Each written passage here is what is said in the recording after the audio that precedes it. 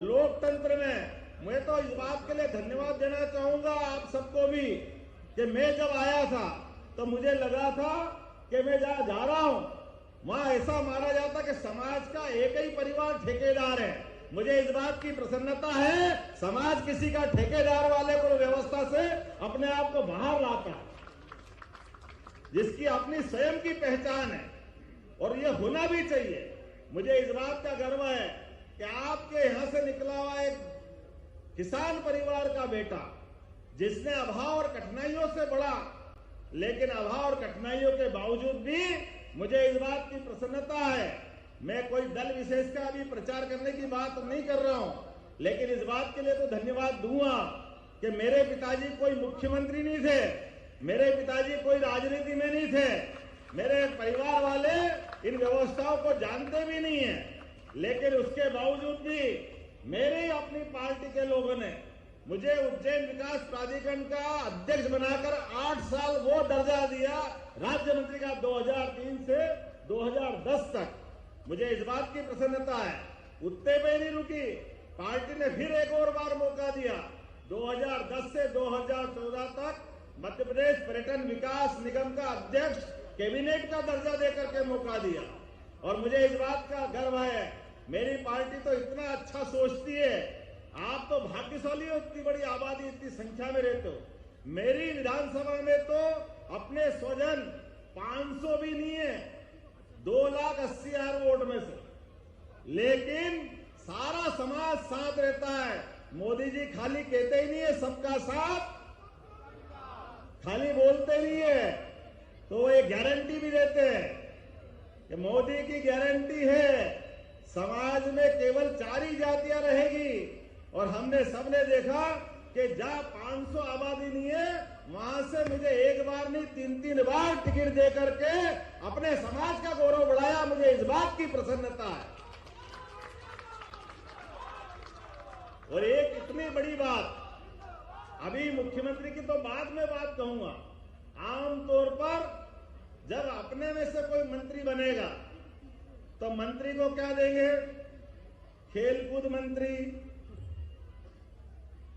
कोई भी ऐसा पशुपालन विभाग, कोई और चीज। लेकिन मुझे इस बात की प्रसन्नता है कि जैसे ही मैं दूसरी बार विधायक बना तो प्रदेश की उच्च शिक्षा विभाग का पूरा प्रभार मुझे दिया गया। मुझे इस बात की प्रसन्नता है, ये हमारे समाज का गौरव। लगभग 4 साल पहले और उससे आगे बढ़कर मैं तो आपने टीवी में देखा भी होगा, उस लाइन में भी नहीं बैठा था, लगभग आखिरी पंक्ति में बैठा। और हमारे अपने इस मध्य प्रदेश के अंदर एक बार नहीं, ऐसे ही आज से 15 साल पहले ऐसे ही यादव परिवार को उठा करके बाबूलाल जी गौर को मुख्यमंत्री बनाया था।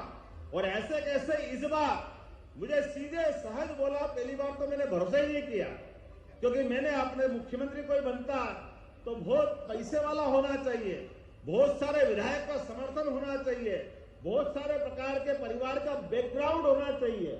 मेरे अपने परिवार में तो ये कुछ नहीं था।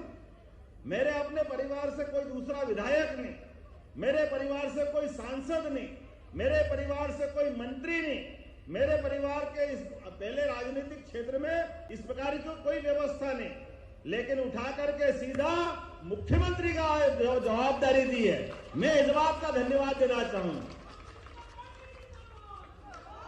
जिस बात को लेकर के कई लोगों के पेट दुख रहे हैं, लोग तो इतना ऊंचा सोचते हैं, मैं तो सोचता भी नहीं हूं। मुझे तो नाम लेने में भी कष्ट होता है, अच्छा नहीं लगता है, थोड़ा संकोच करता हूं, क्योंकि हम जिनकी जय जयकार करते भगवान कृष्ण की, उन्होंने राजनीति को अपने घर में नहीं आने दिया।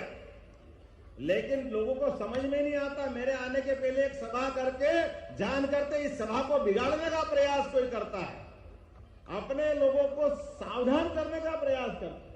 अभी तो हमने कुछ किए ही नहीं है, अभी तो अपने लोगों से मिलने ही आए हैं और निमंत्रण देने आए हैं। भगवान ने जहां 64 कला, 14 विद्या, 4 वेद, 18 पुराण, कोई एक बालक 64 दिन में कैसा निष्णात हो सकता है? वो एकमात्र है, वो यदुवंशी गोपाल कृष्ण, जिनने शिक्षा के मामले में उस समय के सारे रिकॉर्ड ध्वस्त करते हुए कितने कम समय में जो ज्ञान अर्जित किया, वो हम सबको ज्ञान से जोड़ता है, शिक्षा से जोड़ता है। उसके माध्यम से हम संदेश लें, प्रत्येक परिवार में बच्चा हो या बच्ची, उसकी शिक्षा दीक्षा जरूर कराएं, पढ़ाई पे ध्यान दें। जब आप पढ़ लिख के आगे बढ़ते हो तो स्वाभाविक रूप से आज भी ये उदाहरण है, कोई उदाहरण ऐसा नहीं है कि गुरुकुल में सारी शिक्षा हुई हो। और युद्ध के इतने भीषण माहौल में जब कौरव पांडव के आमने सामने की सेना थी, ऐसी भीषण सेनाओं के कोलाहल के बीच में भी जो युद्ध को रोकने के लिए जो अपने गुरुकुल में सीखा, जिनके मुंह से जो मंत्र निकले, जो शिक्षा निकली, आज भी 5000 साल बाद श्रीमद् गीता जी के लिए कोई विकल्प नहीं है। गीता के शब्द एक 18 अध्याय में जो कहे गए, वो पूरे देश के लिए, और देश तो क्या, दुनिया के लिए उससे पवित्र ग्रंथ कोई नहीं हो सकता है जो गोपाल कृष्ण ने अपने मुंह से बोला था। भगवान राम, भगवान कृष्ण, जिनकी जय जयकार करते हम बात कर रहे हैं, मुझे इस बात की प्रसन्नता है।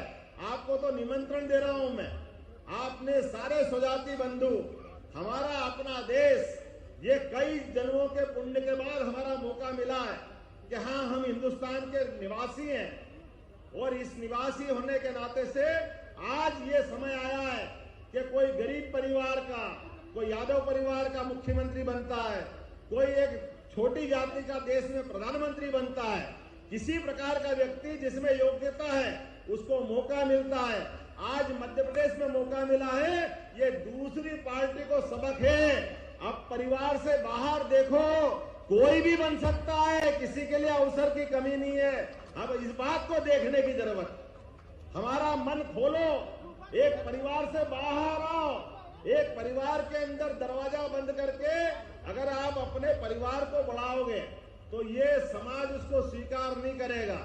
अब समाज आगे बढ़ा है और जिसको भी मौका मिले, लेकिन एक बात है, परमात्मा जब मौका देता है तो अवसर भी ढूंढता है, सुयोग्य व्यक्ति ढूंढता है। आज इसी कारण से दुनिया की अर्थव्यवस्था गिर रही है, दुनिया में हाहाकार है, लेकिन दुनिया के सामने भारत वो उदाहरण बन के खड़ा है, जिसके कारण से पूरी दुनिया की दृष्टि हमारे देश के प्रति है। पूरे दुनिया की दृष्टि अब अपने इन प्रदेशों की तरफ देख रही है, जो उत्तर प्रदेश हो सकता है, मध्य प्रदेश हो सकता है, बिहार हो सकता है। आज बड़े बड़े समाज हमारे इस भाव को लगातार जुड़ करके ताकत दे रहे हैं कि हाँ, कोई भी व्यक्ति जो लोकतंत्र में अपनी बात रखता है, वो किसी वंश का हो, किसी परिवार का हो, उसको मौका क्यों नहीं मिलना चाहिए। ये प्रश्न उठाने वाले तो भगवान कृष्ण के जीवन काल में भी उनके सामने प्रश्न उठाते थे। भगवान के कष्ट क्या थे, भगवान को कदम कदम पे इन्हीं चुनौतियों से सामना करना पड़ा। लेकिन मुझे इस बात की प्रसन्नता है, पूरे जीवन भगवान ने धर्म के मार्ग पे चलते चलते लगातार संदेश दिया, ये समाज धर्म के मार्ग पे चलने वाला समाज है। ये वंश भगवान कृष्ण की जय जयकार वैसे ही नहीं करता है। मुझे इस बात की प्रसन्नता है, आज आपसे मिलने का मौका मिला। आप सबको भी निमंत्रण देता हूँ, मौका पड़े तो मध्य प्रदेश जरूर आना। हम सब मिलकर के भगवान कृष्ण की उस शिक्षा स्थली पे चल करके आनंद मनाएंगे। मेरी सरकार बनी, कुछ निर्णय लिए, और निर्णय लेने में कौन सा निर्णय था, सबसे पहला निर्णय किया हमने कहा हमारे भगवान गोपाल कृष्ण उज्जैन में शिक्षा ग्रहण करने आए, तो जिस जिस मार्ग से आए होंगे, जो जो लीलाएं हुई है, वो सारे के सारे स्थान तीर्थ के रूप में बदलेंगे। उन सबका स्थान अलग प्रकार से जाना जाएगा। वो भगवान कृष्ण की शिक्षा स्थली उज्जैन होगा। वो रुक्मणी के साथ जो हरण के समय भगवान का रुक्मी से युद्ध हुआ, धार के पास अमजेरा, वो तीर्थ बनाएंगे। वो जाना पाओ जहाँ भगवान कृष्ण को सुदर्शन चक्र परशुराम जी ने दिया, वो जाना पाओ को तीर्थ बनाएंगे। ऐसे कौन कौन से स्थान हो सकते हैं, प्रत्येक स्थान को तीर्थ में सरकार के माध्यम से बनाएंगे। मुझे इस बात की प्रसन्नता है। और केवल भगवान कृष्ण के नहीं, भगवान राम के भी हमको मालूम है अयोध्या में आनंद आया। अब चित्रकूट की तरफ पूरी दुनिया देख रही है और चित्रकूट वो धाम है जहाँ भगवान कृष्ण के पहले भगवान राम, क्योंकि एक तरह से माना गया दोनों अवतारी पुरुष एक ही है, तो भगवान राम ने चित्रकूट में 11 साल का समय गुजारा। चित्रकूट की धरती पर भी मध्य प्रदेश सरकार उसको भी तीर्थ बनाने के लिए एक और थोड़ा उसमें पेच है, क्योंकि चित्रकूट आधा उत्तर प्रदेश में है, आधा मध्य प्रदेश में। तो हमने कहा कि मध्य प्रदेश सरकार उत्तर प्रदेश सरकार के साथ मिलकर के चित्रकूट को भी अलौकिक धाम बनाएगी, उसके लिए भी कोई कोर कसर बाकी नहीं रखेगी। और केवल चित्रकूट क्यों, आपके भगवान बाल रूप में अपने अयोध्या में पुजाते हैं, तो राजा राम के रूप में ओरछा में उनकी मान्यता है। तो क्या ओरछा, क्या मैहर की माता या कोई सा वो स्थान, प्रत्येक देवस्थान। और इतना ही नहीं, अपने समाज जन जो पिछड़े हैं, जो अन्य प्रकार की जातियां भी हैं, कोई बच्चा डॉक्टर, वकील, इंजीनियर इस देश में पढ़ना चाहता है, डॉक्टर बनना चाहता, 10 लाख की फीस देना हो, 15 लाख की फीस देना हो, अगर वो अपनी परीक्षा पास कर लेता है, सारा पैसा अपनी सरकार देगी, उसको डॉक्टर बनाने का अधिकार सरकार देगी। और केवल मध्य प्रदेश में नहीं, मध्य प्रदेश के बाहर विदेश में भी जाएगा और डॉक्टर, वकील, इंजीनियर, MBA जिस भी क्षेत्र में जाना चाहे, प्रत्येक क्षेत्र में सरकार उसकी पूरी फीस भरेगी। गरीब बच्चा भी डॉक्टर बनना चाहिए, ये हमारी सरकार का विचार है। अपने परिवार के बच्चे क्यों नहीं बढ़ना चाहिए, केवल गरीबी के कारण वो छूटे, ये बात किसी को हजम नहीं होती। खास करके आज के समय में मैं आपके बीच में केवल एक निमंत्रण देकर अपनी बात समाप्त करूंगा। कभी भी आपको मौका मिले, आप यहाँ खुशहाल रहें, आबाद रहें, लेकिन और आने वाले समय में अपने काम धंधे को फैलाना है तो मध्य प्रदेश और उत्तर प्रदेश भाई भाई है, दोनों में कोई अंतर नहीं है। सदैव आपका स्वागत रहेगा, बार बार हम मिलते रहेंगे, एक दूसरे के साथ संवाद होता रहेगा। और कोई किसी के पेट में दुखे, मेरे को फर्क नहीं पड़ता है, जब भी आप बुलाओगे आपका ही भाई हूं, जब बुलाओगे दौड़ा दौड़ा चला आऊंगा। बहुत बहुत धन्यवाद। भारत माता की जय। इस ओजस्वी वक्तव्य के लिए जरा जोरदार तालियां होनी चाहिए माननीय मोहन यादव जी के लिए। अद्भुत तरीके से उन्होंने बोला है, बहुत अद्भुत रहा है कार्यक्रम और 4-5 मिनट का कार्यक्रम में समय और शेष है, थोड़ा सा व्यवस्थाओं में सहयोग कीजिए। आदरणीय मंच पर मोहन यादव जी की गरिमा में उपस्थिति है, उप मुख्यमंत्री हमारे ब्रजेश पाठक जी की गरिमा में उपस्थिति है और मुझे पता है समय की अपनी सीमाएं हैं, लेकिन बहुत जल्दी ऐसी मत करिए। मैं कुछ कहना चाह रहा हूं, अब कुछ जो बातें आदरणीय मोहन जी ने अपनी बात कही है